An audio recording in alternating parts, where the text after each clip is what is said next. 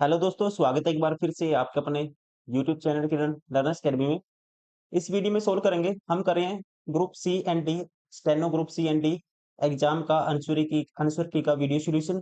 अभी इस वीडियो में रहने वाला है, ये है पार्ट बी और 8 अगस्त 2025 शिफ्ट नंबर थर्ड और लास्ट शिफ्ट। टोटल 6 शिफ्ट हुई थी, ये है लास्ट शिफ्ट 8 अगस्त की शिफ्ट नंबर थर्ड। जैसे कि आप जानते हो, पार्ट बी में रहता है जनरल अवेयरनेस, पार्ट 1 में रहता है, पार्ट ए में रहता है रीजनिंग 50 क्वेश्चन, फिर 51 से लेके 100 तक रहते हैं पार्ट बी में जनरल अवेयरनेस। देन 101 से लेके 200 तक रहता है पार्ट सी इंग्लिश लैंग्वेज। तो चलिए स्टार्ट करते हैं पार्ट 20 का, और ये है लास्ट शिफ्ट जनरल अवेयरनेस की। Question number 51 to 100। Question number 51 है, which of the following statement about the g zero phase of the cell cycle is most accurate। कहता है कोशिका चक्कर के जी जीरो या जी शून्य चरण के बारे में निम्नलिखित में से कौन सा कथन सबसे ठीक है।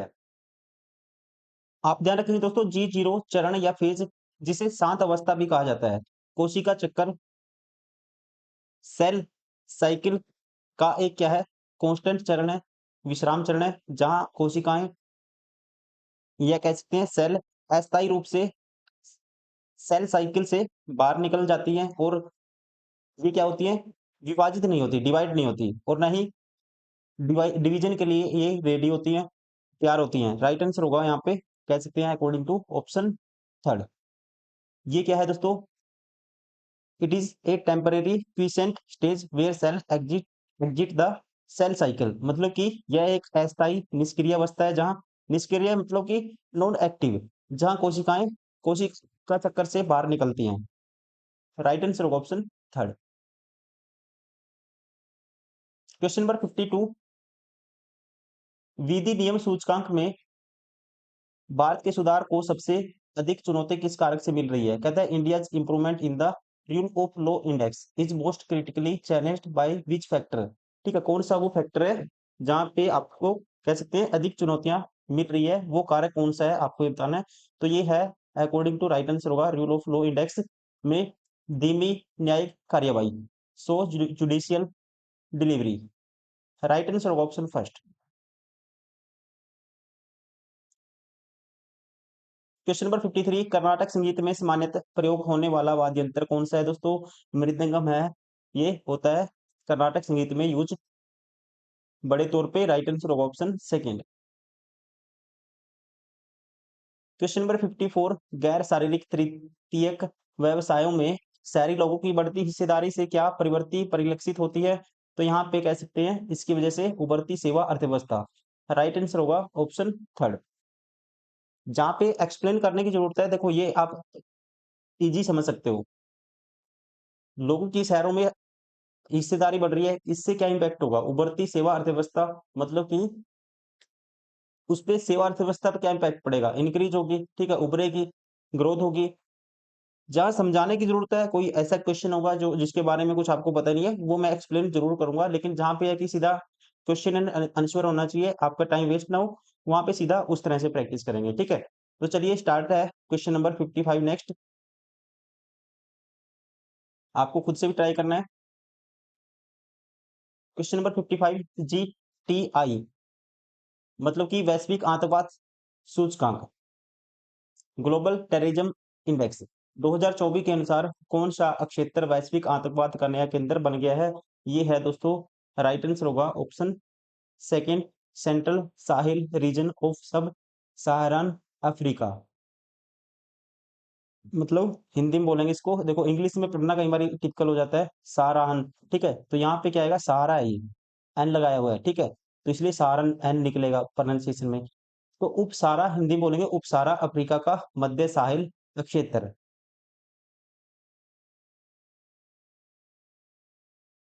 क्वेश्चन नंबर 56, कोलम ए वन्यजीव अभयारण्य कोलम बी राज्य है, कौन सा कहाँ पे ये आपको बताना है। पहला गांधी सागर वन्यजीव अभयारण्य दोस्तों, ये है, ध्यान रखना आपको, कहाँ पे है, मध्य प्रदेश में। उसके बाद सोनाई रूपाई वन्यजीव अभयारण्य है, ये है असम में। कैमूर वन्यजीव अभयारण्य दोस्तों, ये है बिहार के कैमूर जिले में। और एतुर्नागारम वन्यजीव अभयारण्य है, ध्यान रखना आपको, तेलंगाना में। राइट आंसर होगा ऑप्शन फर्स्ट।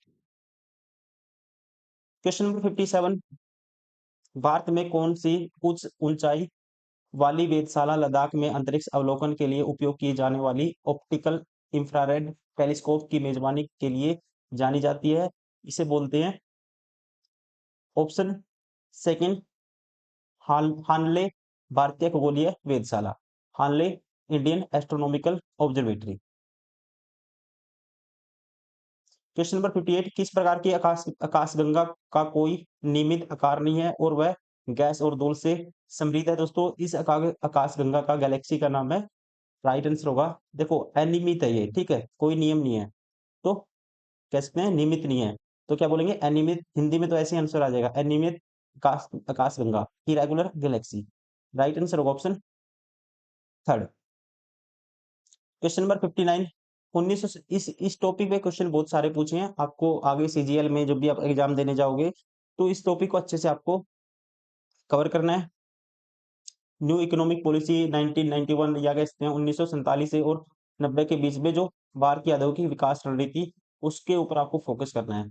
1947 और 90 के बीच भारत की औद्योगिक विकास रणनीति में सार्वजनिक क्षेत्र पर दिए गए जोर पर विचार करें। इस अवधि के दौरान सार्वजनिक क्षेत्र को की प्रमुख भूमिका देने के पीछे मुख्य तर्क क्या था? तो मुख्य तर्क था, याद रखना आपको, सार्वजनिक क्षेत्र को सामाजिक लक्ष्यों को प्राप्त करने, संतुलित क्षेत्रीय विकास को बढ़ावा देने और रणनीतिक उद्योगों को नियंत्रित करने के एक उपकरण के रूप में देखा गया था, इसी वजह से। राइट आंसर होगा ऑप्शन 4। क्वेश्चन नंबर 60, 1991 के बाद राजकोषीय अनुशासन सुधारों ने केंद्र राज्य की वित्तीय संबंधों को किस प्रकार प्रभावित किया, किस प्रकार इम्पैक्ट डाला, ये आपको बताना है। यहाँ पे राइट आंसर होगा, ध्यान रखेंगे, राज्यों को राजकोषीय लक्ष्यों का पालन करना होगा। राइट आंसर होगा option second, states had to adhere to fiscal targets.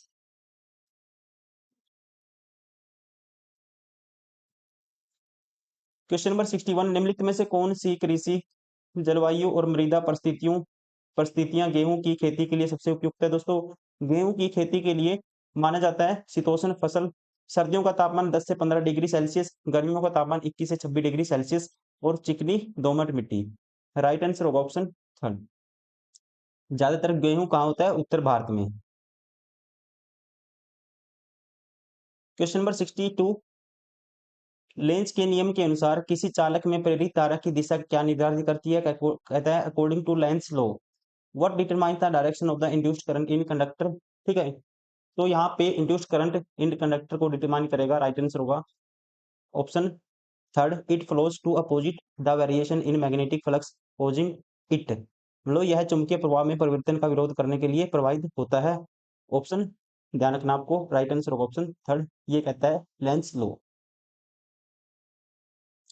Question number 63, 15वीं शताब्दी के उत्तरार्ध में तैमूर शक्ति के पतन का कारण क्या था?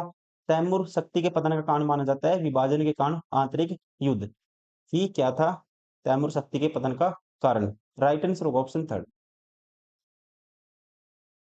क्वेश्चन नंबर 64, सौरमंडल में किस ग्रह का दिन सबसे लंबा होता है? दोस्तों, सौरमंडल में ध्यान रखेंगे शुक्र ग्रह का दिन माना जाता है सबसे लंबा, और इसकी अवधि होती है, ये होता है 243 डेज, ठीक है, 243 दिन लगभग, ध्यान रखेंगे। क्वेश्चन नंबर 65, निम्नलिखित में से कौन सी योजना किसानों को सीधे उनके बैंक खाते में वार्षिक आय सहायता प्रदान करती है? दोस्तों, ये है, ध्यान रखेंगे आप, पीएम किसान योजना। राइट आंसर होगा ऑप्शन सेकंड।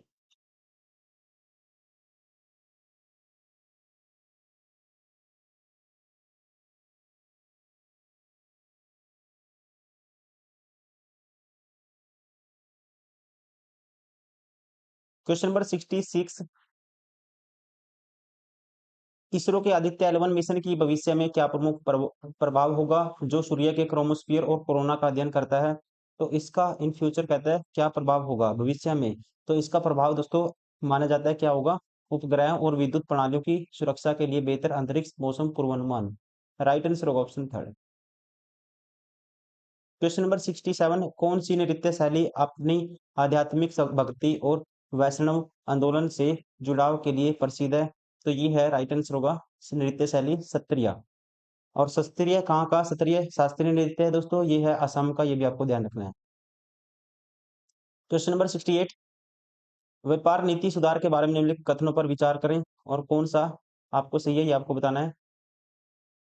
भारत में व्यापार नीति सुधार में आयात और निर्यात पर मात्रात्मक प्रतिबंधों को हटाना शामिल था। पहली स्टेटमेंट अपने आप में करेक्ट है, लेकिन दूसरी गलत है दोस्तों, ये इसमें उल्टा दिया हुआ है, ठीक है। इसमें कहा गया है व्यापार नीति सुधार ने घरेलू निर्माताओं को समर्थन देने के लिए आयात लाइसेंस में वृद्धि की, ये गलत है। ध्यान रखेंगे, व्यापार नीति सुधारों का उद्देश्य उदारीकरण और वैश्वीकरण को बढ़ावा देना था, जिसमें आयात लाइसेंसिंग को कम करना या समाप्त करना शामिल था, न कि उसे बढ़ाना। आयात लाइसेंसिंग में वृद्धि से घरेलू निर्माताओं को समर्थन मिल सकता है, लेकिन यह व्यापार नीति सुधारों के मूल उद्देश्यों के विपरीत था, जो व्यापार बाधाओं को कम करना था मेन उद्देश्य। दूसरा गलत है, पहला ठीक है, right answer option 4। Question number 69, शून्य उत्सर्जन सार्वजनिक परिवहन प्रणालियों में सामान्यतः किस प्रकार के वाहन उपयोग में लाए जाते हैं दोस्तों? मतलब कि उत्सर्जन मतलब कि जीरो इमिशन, पोल्यूशन नहीं होगा, तो electric buses, right answer option second. Question number 70, खेलो इंडिया यूथ गेम्स 2024 कहाँ आयोजित किए गए? Right answer option second, Tamil Nadu. Question number 71, निम्नलिखित में से कौन सा अर्थशास्त्र में क्या उत्पादन किया जाए निर्णय को दर्शाता है दोस्तों? ये है पूंजी और उपभोक्ता वस्तुओं के बीच का चयन दर्शाता है।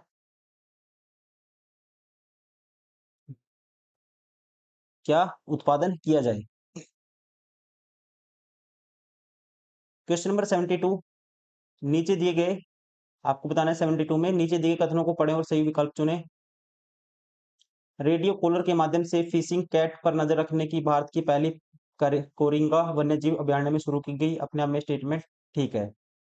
फिशिंग कैट मुख्य रूप से तटीय आर्द्र भूमि और मैंग्रोव पारिस्थितिक तंत्र में पाई जाती है, ये भी ठीक है, right answer option first. Question number 73, प्रवासन का कौन सा आर्थिक परिणाम आमतौर पर भारत में गंतव्य क्षेत्रों के लिए एक चुनौती माना जाता है, विशेष रूप से अकुशल अकुशल अनस्किल्ड कह सकते हैं ग्रामीण प्रवासियों के संबंध में है? तो ये है इनमें से एक परिणाम, कहता है प्रवासन का कौन सा आर्थिक परिणाम? ये है दोस्तों प्रवासी श्रमिकों का शोषण और अनौपचारिक क्षेत्र में रोजगार की वृद्धि, right answer option third. Question number 74, भारतीय नागरिक सुरक्षा संहिता 2023 की धारा 25 क्लोज 1 के तहत जब किसी व्यक्ति को एक ही मुकदमे में कई अपराधों के लिए दोषी ठहराया जाता है, तो न्यायालय क्या कर सकता है? इस कंडीशन में न्यायालय कर सकता है उपयुक्त होने पर एक साथ या लगातार दंड लागू किया जा सकता है, right answer option 4। Question number 75, निम्नलिखित में से कौन सा सक्षम आंगनबाड़ी और पोषण 2.0 योजना का केंद्रीय उद्देश्य है? इसका माना जाता है केंद्रीय उद्देश्य, आपको ध्यान रखना है, ये है प्रारंभिक बाल्यावस्था देखभाल और पोषण वितरण प्रणालियों को सुदृढ़ सुदृढ़ बनाना, मजबूत बनाना, right answer option first. Question number 76, निम्नलिखित में से कौन सा पर्व नागालैंड की जनजातीय समुदायों द्वारा मनाया जाता है और पारंपरिक पारंपरिक नृत्य एवं संगीत का प्रदर्शन करता है? इस दोस्तों ध्यान रखेंगे, इसका नाम है पर्व का, ये है हॉर्नबिल फेस्टिवल, मोस्ट फेमस, कई बार क्वेश्चन पूछा जाता है एसएससी में, टीसीएस भी पूछता था क्वेश्चन, ये option second is correct. Question number 77, अवशिष्ट विषयों, वे विषय जो संविधान की तीनों सूचियों में शामिल नहीं है पर कानून बनाने की शक्ति विशेष रूप से किसके पास होती है? लॉजिकली सोचें तो किसके पास होती है? संसद के पास, राइट आंसर ऑप्शन सेकंड।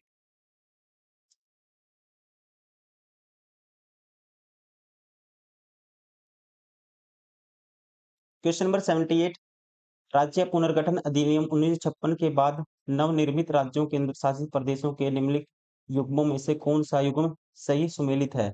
तो यहाँ पे अकॉर्डिंग टू दोस्तों ये है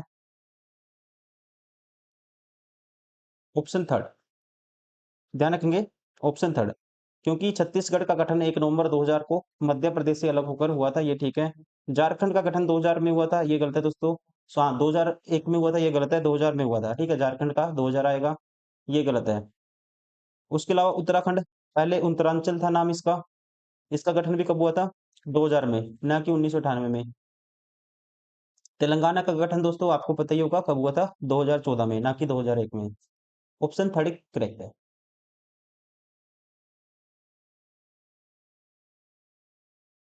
क्वेश्चन नंबर 79, निम्नलिखित मौलिक अधिकारों को संविधान में उनके स्थान के क्रम में व्यवस्थित कीजिए। स्वतंत्रता का अधिकार, समानता का अधिकार, धार्मिक स्वतंत्रता का अधिकार, शोषण के विरुद्ध अधिकार।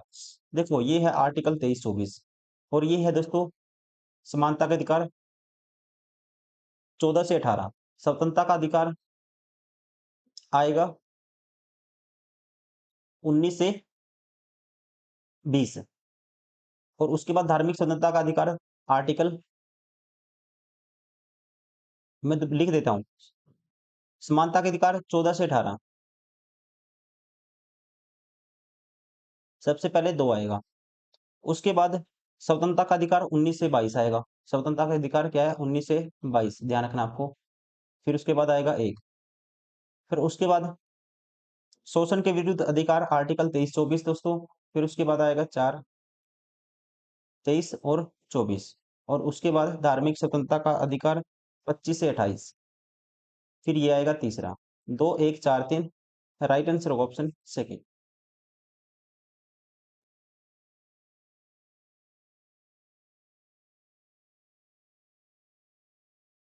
क्वेश्चन नंबर 80, सही विकल्प चुनना है, अजर्सन है, रीजन है। अभिकथन ए कहते हैं ध्वनि तरंगे समान तापमान पर स्टील में वायु की तुलना में अधिक तेजी से चलती हैं। ध्यान रखिए स्पीड ऑफ साउंड किसमें? सॉलिड में ज्यादा होती है अपने आप में, ठीक है। ठोस पदार्थों जैसे कि स्टील कण, गैस, मतलब कहते हैं गैस, वायु जैसे एयर, इनके कहते हैं कणों की तुलना में, जो एटम्स की तुलना में अधिक सघन होते हैं, मतलब कंडेंस होते हैं, पास-पास होते हैं और अधिक प्रबल अंतर आणविक बलों का अनुभव करते हैं। ये स्टेटमेंट देखो अपने आप में ठीक है और इसकी एक्सप्लेनेशन भी है। ठीक है, क्योंकि ठोस में स्पीड ज़्यादा होती है, सॉलिड में मैं बता चुका हूँ, उसकी एक्सप्लेनेशन भी इसमें दी गई है। दोनों ठीक हैं और इसकी सही व्याख्या भी है। राइट आंसर होगा ऑप्शन सेकंड।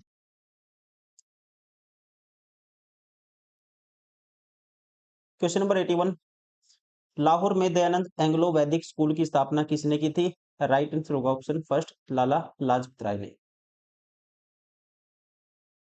क्वेश्चन नंबर 82, निम्नलिखित में से कौन सी 1950-90 के दौरान भारत में अपनाई गई औद्योगिक नीति की प्रमुख आलोचना थी? आलोचना थी दोस्तों सुरक्षित बाजार के निर्माण से अकुशलता और नवाचार की कमी की पैदा होना, ये थी इसकी कह सकते हैं प्रमुख आलोचना। राइट आंसर होगा option second. Question number 83, Karnataka में स्थित जोग जलप्रपात किस नदी पर बना है? ध्यान रखेंगे कर्नाटक में स्थित जोग जलप्रपात बना है शरावती नदी पर।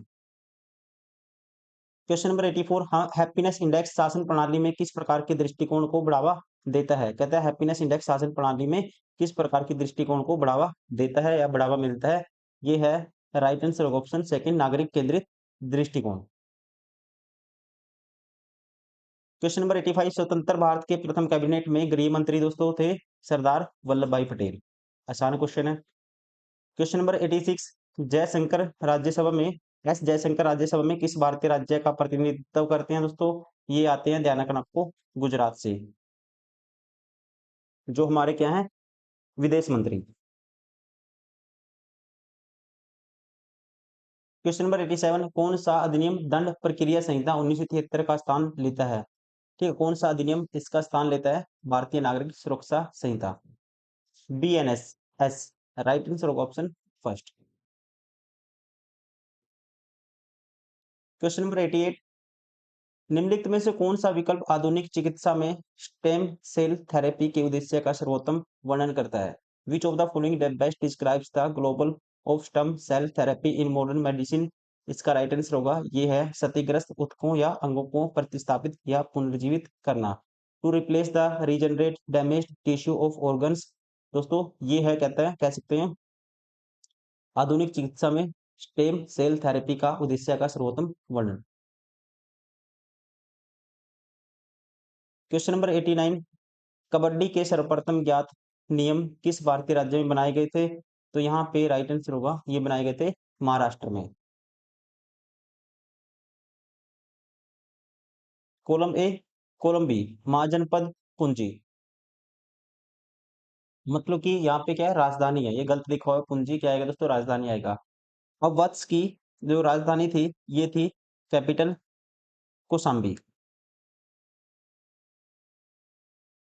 उसके बाद मगध की दोस्तों ध्यान रखेंगे राजगीर है, ये अपने में मैच है। कुरु की इंद्रप्रस्थी और अवंती की उज्जैनी थी। राइट आंसर होगा ऑप्शन फर्स्ट।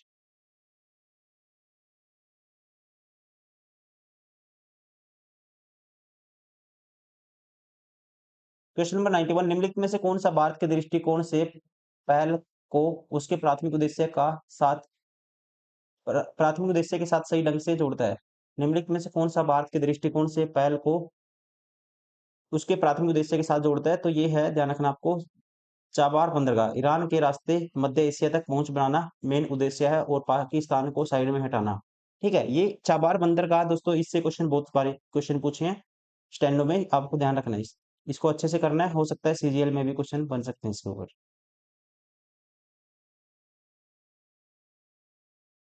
क्वेश्चन नंबर 92 फ्रांसीसी औपनिवेशिक वास्तुकला से सामान्यतः कौन सा तत्व संबंध नहीं होता?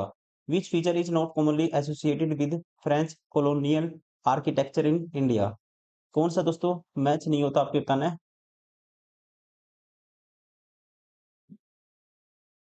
चौड़े बरामदे मैच होते हैं, ऊंचे दरवाजे और खिड़कियां मैच होती हैं, ढलान वाली टाइल की छतें मैच होती हैं, लेकिन मैच क्या नहीं होता, संबंध नहीं बनता, मुगल शैली के अलंकरण युक्त गुबन। ठीक है, right answer option 4। Question number 93 बार प्रारंभ में जब 26 नवंबर 1949 को भारत का संविधान अपनाया गया था, तो इसमें मूल रूप से कितने अनुच्छेद और अनुसूचियां थी दोस्तों? अनुच्छेद थे 395 और अनुसूचियां थी 8। Right answer option 3। Question number 94 विधानमंडल के सदस्यों द्वारा शपथ या प्रतिज्ञान का प्रावधान भारतीय संविधान की किस अनुसूची में उल्लिखित है? ये आता है तीसरी अनुसूची में। ठीक है, right answer option 3। Question number मिलान करना है। कॉलम फसल का मौसम, प्रमुख फसलें, खरीफ जून सितंबर। अब खरीफ में दोस्तों पता ही होगा आपको, चावल तो हमेशा पता ही होगा, चावल तो आता ही आता है।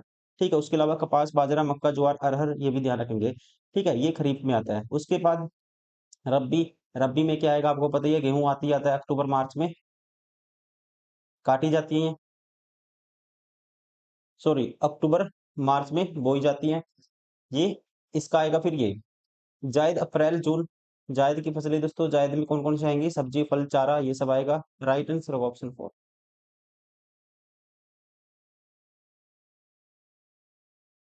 क्वेश्चन नंबर 96 भारतीय परिषद अधिनियम 1892 के संदर्भ में निम्नलिखित कथनों पर विचार करें और सही विकल्प का चयन करें।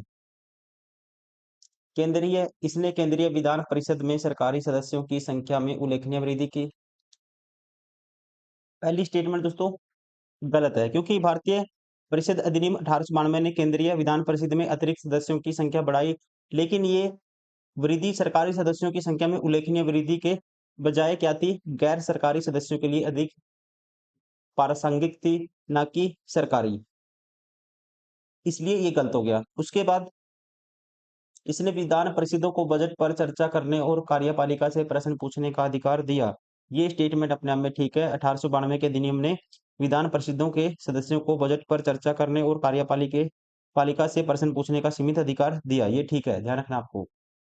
थर्ड, इसने प्रांतीय विधान परिषदों के गैर सरकारी सदस्यों के लिए प्रत्यक्ष चुनाव का सिद्धांत प्रस्तुत किया। दोस्तों ये गलत है।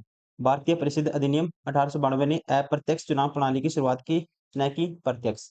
ये गलत है। ओनली दो ठीक है। Right answer option second. Question number 97 Bharat की मौद्रिक नीति ने में रेपो रेट का क्या अर्थ है? दोस्तों रेपो रेट का अर्थ होता है वह दर जिस पर वाणिज्यिक बैंक आरबीआई से उधार लेते हैं। Right answer option 4। रिवर्स में उल्टा हो जाएगा। ठीक है, इसरो द्वारा संचालित एस्ट्रोसैट मिशन की अनूठी विशेषता क्या है? दोस्तों इसकी अनूठी विशेषता है सिमुलटेनियस, मतलब कि एक साथ multi wavelength observations. Right answer option first. Question number 99 कौन सा आपको बताना है सही है गलत है?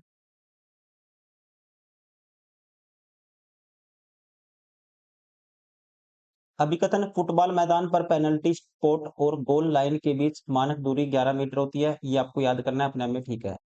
यह दूरी गोलकीपर को उचित प्रतिक्रिया समय देती है, जबकि पेनल्टी लेने वाले की सटीकता और आत्मविश्वास को चुनौती देती है। ये भी स्टेटमेंट ठीक है और ये इसका करेक्ट एक्सप्लेनेशन भी है दोस्तों, क्योंकि ये मानक दूरी 11 मीटर होती है, जिसकी वजह से क्या होता है, गोलकीपर को उचित प्रतिक्रिया समय देती है। ठीक है, वो रिएक्ट कर सकता है, उसको इतना टाइम मिल जाता है। ये एक्सप्लेनेशन भी है। राइट आंसर होगा ऑप्शन थर्ड। ए और दो दोनों सत्य हैं और आप ए की सही व्याख्या या स्पष्टीकरण है। क्वेश्चन नंबर 100, निम्नलिखित में से कौन सा 2022 बुकर पुरस्कार विजेता माली अल्मेडा के साथ चंद्रमाओं का सटीक वर्णन करता है? पहला कहता है यह उपन्यास श्रीलंका में गृह युद्ध के दौरान की पृष्ठभूमि पर आधारित है और एक फोटो पत्रकार के परलोक की पड़ताल करता है। अपने आप में स्टेटमेंट ठीक है, ध्यान रखना आपको, ठीक है। उसके अलावा यह गंधारा क्षेत्र में पुरातात्विक उत्खनन का एक गैर काल्पनिक वृत्तांत है। दोस्तों ये गलत है, क्योंकि ये जो उपन्यास है गंधारा क्षेत्र में पुरातात्विक उत्खनन से संबंधित नहीं है और न ही ये एक गैर काल्पनिक वृत्तांत है। ये गलती हुआ है। लेखक सेहान करुणा तिलिका हिंसा स्मृति और राजनीतिक आघात पर टिप्पणी करने के लिए व्यंग्य और बोतों का उपयोग करते हैं। ये स्टेटमेंट दोस्तों अपने आप में ठीक है। सिहान करुणा तिलका ने अपने उपन्यास में श्रीलंका के गृह युद्ध के संदर्भ में हिंसा स्मृति और राजनीतिक आघात जैसे कि विषयों पर टिप्पणी करने के लिए व्यंग्य और विडंबना का प्रभावी ढंग से उपयोग किया है। ये स्टेटमेंट ठीक है। राइट आंसर होगा ऑप्शन सेकंड। ये होगी दोस्तों सारी की सारी वो शिफ्ट, जितने भी क्वेश्चन बनते थे स्टेनो में, टोटल 6 शिफ्ट थी। सारे क्वेश्चन हमने कवर किए जनरल अवेयरनेस के। आपको इन्हीं क्वेश्चन को एक दो बार लगाना है। यहाँ से ये क्वेश्चन सेम पैटर्न के क्वेश्चन आपको एग्जाम में मिलेंगे। कुछ क्वेश्चन रिपीट भी हो सकते हैं, लेकिन यहाँ से आपको समझना है पैटर्न, किस टाइप के क्वेश्चन पूछे हैं, कौन से वो टॉपिक है, कौन सा आपके सिलेबस का वो पार्ट है जहाँ पे आपको ज्यादा फोकस करना चाहिए। तो चलिए अभी इस वीडियो में इतना ही, फिर नेक्स्ट वीडियो में करेंगे नेक्स्ट हम, जैसे कि कुछ सेट बचते हैं इंग्लिश लैंग्वेज के और कुछ सेट बचते हैं रीजनिंग के। Thank you, bye bye, take care.